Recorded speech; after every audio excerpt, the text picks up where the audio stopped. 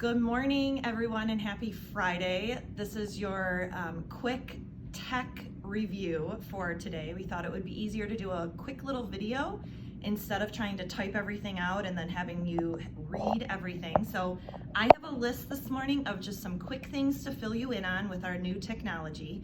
And then we thought doing a video too, you could go and play back if there was anything that you needed extra help with or you needed to see again.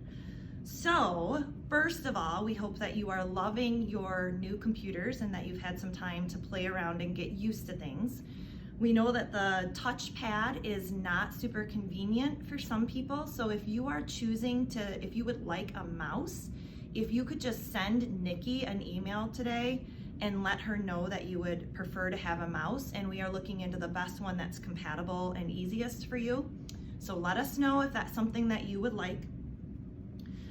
Apple TVs, as of this morning, with the huge thanks and many hugs to Mr. Mulvaney, are all installed and ready to go. So your Chromecast units that you used to cast to are gone, and it's been replaced by an Apple TV box. So I'm gonna go over really quickly how to AirPlay. I know that some of you have already learned, but if not, we're gonna go over it. So if you look on your computer, there is a little box, this box right up here. You hit that box and you will see a list of rooms. So whatever room you're in that you would like to AirPlay to, you go ahead and do that. So I am in room 204, Mrs. Palmer's and Mrs. Lawson's room. So I go to 204 IC and I choose that. Sometimes you'll get this that plugs up that says, that pops up that says enter the AirPlay code. So if you look at the screen right now, I'm on the .cam setting. If you take your remote and you source search,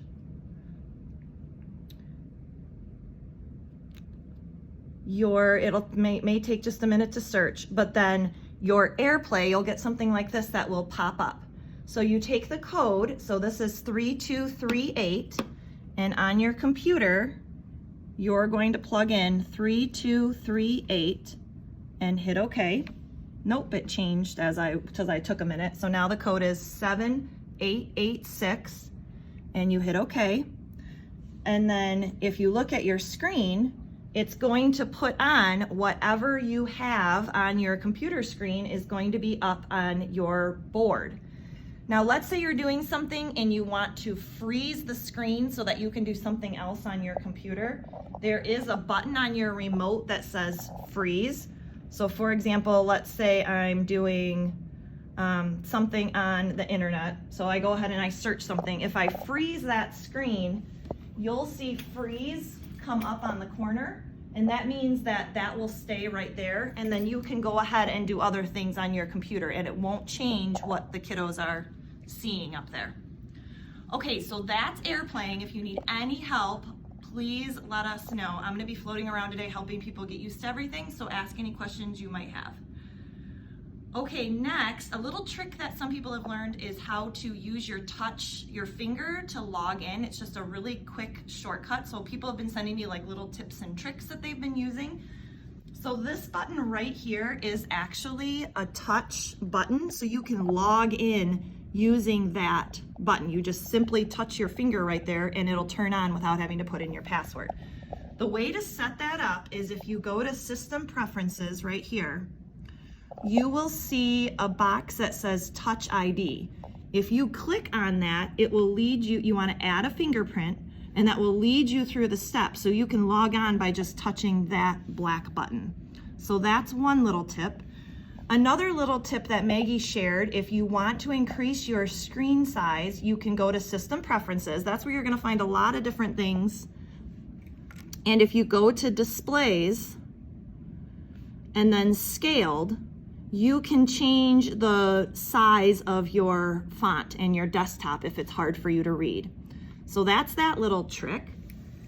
Another little trick is how to delay login. So some people said I log in and then the time, like my computer will go to sleep so fast, and that's annoying. So a way to delay the login time is if you go to Settings and Energy Saver. I haven't played with this one yet, but you should see a box that says Energy Saver on it. Let's see. Let's see if we can search for Energy Saver. Oops. Okay, if you search Energy Saver in your oh, there it is. Okay, so it says you can turn display off after, and you can use this. If you grab this, you can change it to however long you want it to stay on for. So that's another little tip and trick that somebody found. Thank you, Mrs. Meadow. Okay, let's talk about, we've talked about the finger login, we've talked about delay, we've talked about font size. Okay, sound. So when you play a video through your AirPlay, it should be great sound. We're finding that using the projector sound is just fine. When you go to stream Mass, the audio at the church isn't super great. So as you know, we've been having to hook up to speakers. So we did order speakers, and they're supposed to arrive on Monday. And we're hoping to get those all configured and get them out to you guys so that when we stream Mass on Tuesday, you should be able to stream on your own. And that will help with the sound. So more information coming on that, but we're hoping that the speaker solves that problem. Printers. If you need help with printers, if you don't have the right printers, you want more, you don't have any, let me know today. I'm gonna be floating around today and helping people install their printers that they want. If you need help renaming your printers, let me know. If you have a whole bunch of codes and you can't figure out which one's which, I can rename them for you. If you want to print to one of the big Canon printers, that needs a certain drive installed on your computer.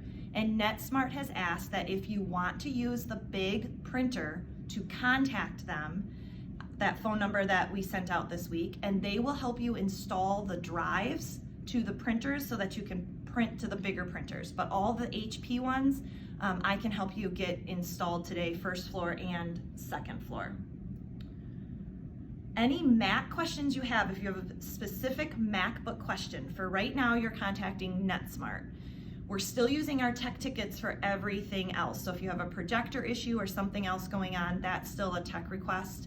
That may be soon changing, but for now, that is still the process. Okay, let's talk about the dot cam for a minute.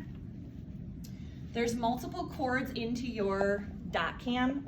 This HDMI cord is the one that's plugged into your projector, so that's what makes it work. This plug right here is actually your power source. It is a charging cord. So a lot of people have been plugging it into their computer, and when you do that, it's just charging, it's keeping this on, okay? But that doesn't have to be plugged into your computer. This is a power source, so it is charging it so it can be plugged into the wall. Some of us got a little cube that the USB charging plug charges it into. If you don't have a cube, please send Nikki an email and let us know, and we'll get you a cube. What happens with that is you don't have to use a computer at all. You plug this into a charging cube, and you plug it into the wall. And then this can just stay. You don't have to worry about switching cords at all, okay? So if you need that plug box, just let us know and we can get one of those for you. That way your dot cam just stands alone. Your MacBook can go anywhere in AirPlay. Okay, in order to switch to your dot cam, you use your source search button. So for instance, right now I'm on the source that's AirPlaying. If I take my remote and I hit source search, my dot cam will come up. And so that's how you toggle back and forth between your computer AirPlaying and your dot cam.